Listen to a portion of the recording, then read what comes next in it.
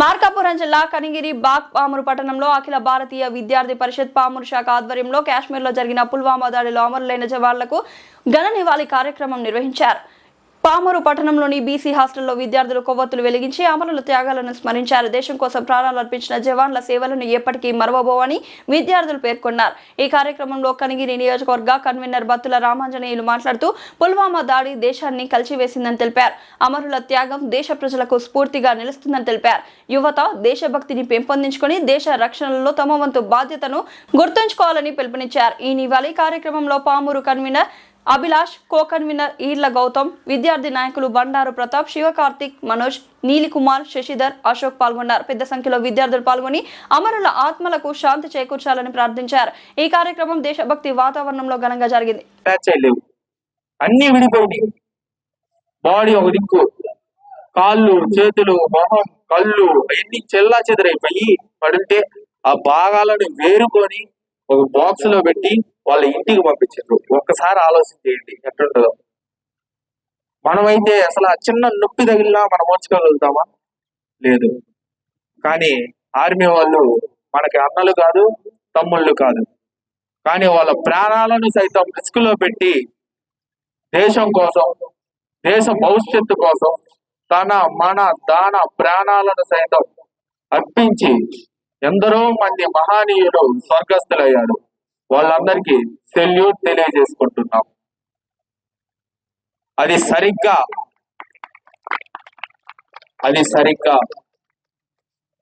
14 ఫిబ్రవరి ఇంట్లో కుటుంబంలో ఉన్న వ్యక్తి మరణించింది స్వార్థం కోసం కాదు, దేశం కోసం అని గొడవపడి ఎంతో ఆనందంగా ఉంది.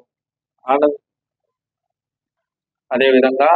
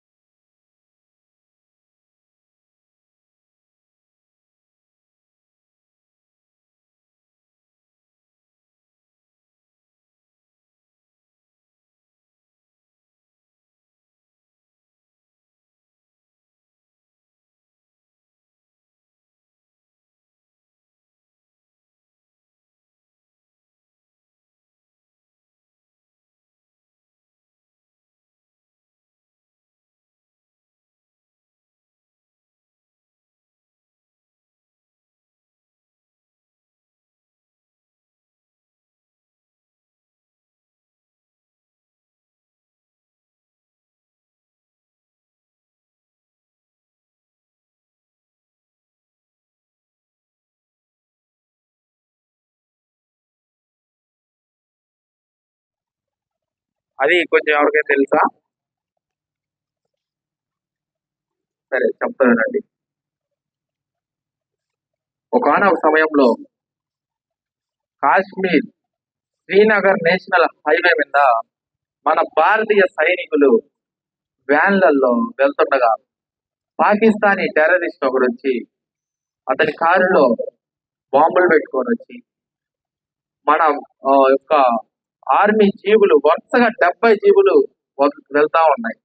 దానిలోని 5వ జీబుకి ఇతని యొక్క కారు గుద్దడం జరిగింది. అప్పుడు ఆ కారు పేలి 2 వ్యాన్లు మొత్తం బూడిదయ్యి దాంట్లో ఉన్న ఆర్మీ వ్యక్తులు మొత్తం చిదిరయ్యి కనీసం కళ్ళు కూడా కనిపించకుండా వాళ్ళ వెమకలు, వాళ్ళ స్కిన్, వాళ్ళ మొహం, వాళ్ళ చేతి రేఖలు కూడా గుర్తుపట్టలేని విధంగా పేలిపోయి ఇబ్బంది పడ్డారు. అప్పుడు వాళ్ళ యొక్క ఇంటికి ఆర్మీ వ్యక్తుల్ని చేరుద్దామన్నా గుర్తుపట్టలేని స్థితి అది. అప్పుడు భారతీయ గవర్నమెంట్ వాళ్ళ యొక్క DNA టెస్ట్ చేసి ఎవరు ఏంది, అసలు ఏ ఇంటికి చెందినవాడు, ఏ కుటుంబానికి చెందినవాడు, ఏ ఊరికి చెందినవాడు, ఏ జిల్లాకు చెందినవాడు, ఏ రాష్ట్రానికి చెందినవాడు అని ఐడెంటిఫై చేసి వాళ్ళ ఇంటికి పంపించింది. ఇంకా ముఖ్యంగా గుర్తుపెట్టుకోవాల్సింది ఏంటంటే మా ఒక్క ఆర్మీ 40 మంది చనిపోయారు. ఆ 40 మంది ఒక్కటేసారి మరణిస్తారని ఏనాడు భారతీయ గవర్నమెంట్ అనుకోలేదు. కాబట్టి ఆ టయానికి మన ఆర్మీ వాళ్ళు మరణిస్తే ఐస్ బాక్స్ లో పెట్టి దానిపైన జెండా కప్పుతారు తెలుసా, మన నేషనల్ ఫ్లాగ్. ఆ ఫ్లాగ్స్ కూడా ఆ 40 మంది కప్పడానికి లేవు ఆ రోజు.